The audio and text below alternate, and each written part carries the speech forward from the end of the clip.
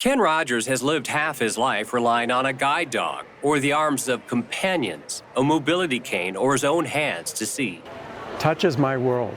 And it's a vulnerable one for someone who is blind, especially trying to use an unfamiliar restroom, more likely when traveling through an airport. If you're looking for a sink, your hands are down lower, and that's usually where I would accidentally find a urinal instead of a sink. Then I really need the sink after that. And now he's feeling a sense of hope. Well, this is huge. This is a game changer. At MSP, new restroom tactile maps, roughly 2 to 3 square feet in size, now help users understand the layout and location of each key fixture. This is the walking path. Correct. Okay. Adjacent to each map is a legend identifying the components by symbol, raised lettering, and Braille. That's a urinal. Ken is the president of the American Council of the Blind of Minnesota. The door is offset just a little bit. Right.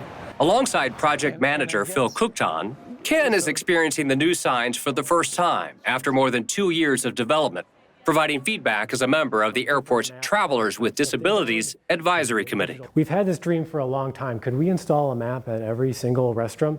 We found there were going to be a lot of challenges. One of the challenges for the project team, there are no national standards for tactile maps. So they worked with Ken and others to develop the map's symbology, including dotted lines for a pathway, a line with an attached oval for toilets, squares for sinks, diamonds for the baby changing table, and others. The sheer scale of the project was another challenge. There are 146 terminal restrooms. Only 2 have an identical layout. That's 145 unique maps that had to be precise to the touch.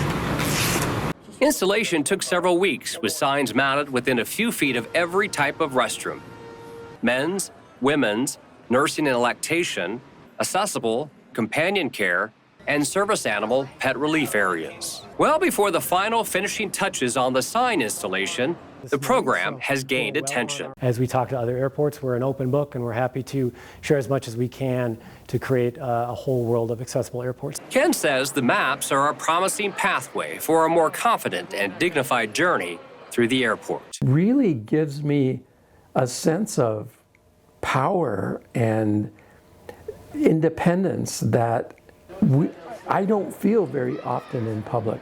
It's an incredible feeling. For Max Spotlight, Jeff Lee.